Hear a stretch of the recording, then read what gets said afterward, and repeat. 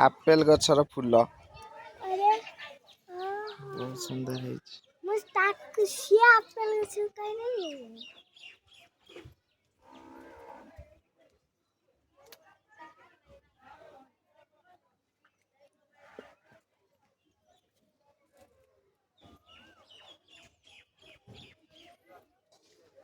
ଅଙ୍ଗୁର ଗଛରେ ଅଙ୍ଗୁର ହେଇଛି।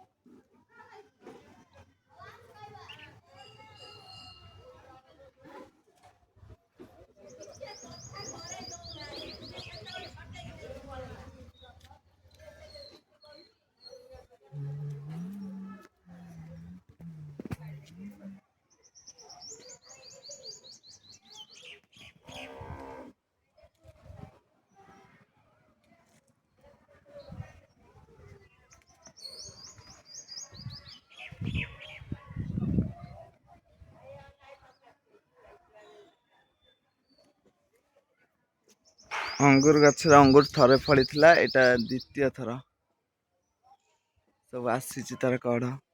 ଡ୍ରାଗନ ଫ୍ରୁଟ ଗଛରେ ଫୁଲ ଆସିଛି।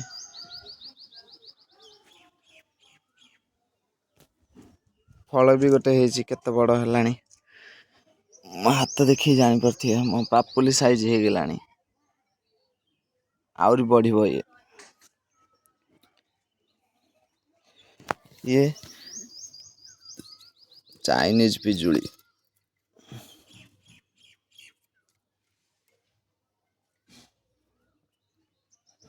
ବହୁତ ସାରା ଏଥିରେ କଷି ହେଇଛି। ଗଛ ଛୋଟିଆଟି, ଫଳର ମାନେ ବଜନଟାକୁ ସମ୍ଭାଳି ପାରୁନି, ଶୋଇଯାଉଛି। ବହୁତ କଷି ହେଇଛି ଏଥିରେ। ଆମ୍ବ ଗଛ ବଉଳ ଆସିଥିଲା, ଏଥର ଫଳ ହେଇନି, ଆରଥରକୁ ହେଇପାରିବ।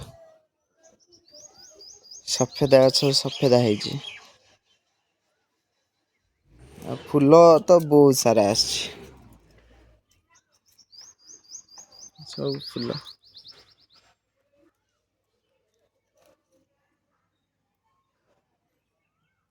ବହୁତ ଫୁଲ ଆସିଛି ତା ଦେହରେ। ଇଏ ଗୋଟେ ପିଜୁଳି ଗଛ। ତା ଦେହରେ ଫୁଲ ଆଉ କଷି ତ ଦେଖିପାରୁଥିବେ, ପୁରା ଭର୍ତ୍ତି ଲବାଲବ। ଆ ଫଳ ବି ଦେଖ, ଏ ସବୁ କଷି ହେଇଛି ଫଳ, ଇଏ ବଢିବ, ଇଏ ବହୁତ ବଡ଼ ବଡ଼ ହବ ଏ ପିଜୁଳି।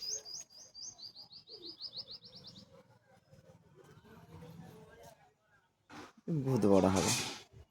କୋଳି ଗଛରେ କୋଳି।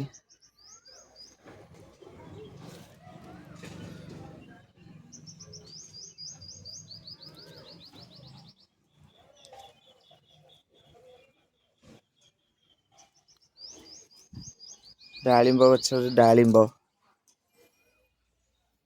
5ଟା 6ଟା ହେଇଥିଲା, ମୁଁ ଛିଡେଇ ଦେଇଛି ସବୁ, ଛୋଟ ଗଛଟା ନା, 3ଟା ଅଛି, 3ଟା ବଢିଲେ ଛିଡେଇଲେ ତାପରେ ପୁଣି ଫଳିବ।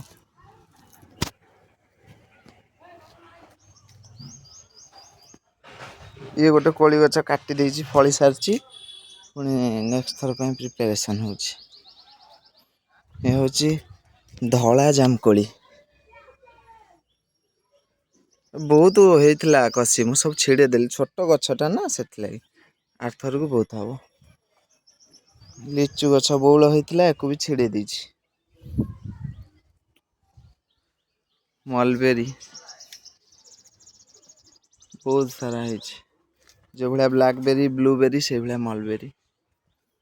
ଏଇଟା ହେଉଛି ଆମର ଯୋଉ ଆତ ଗଛ, ନେଉଆ। ସେ ଫୁଲ କଷି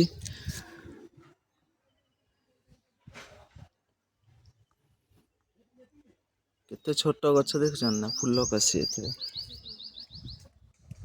ଜାମୁଡାଳୁ ଗଛ।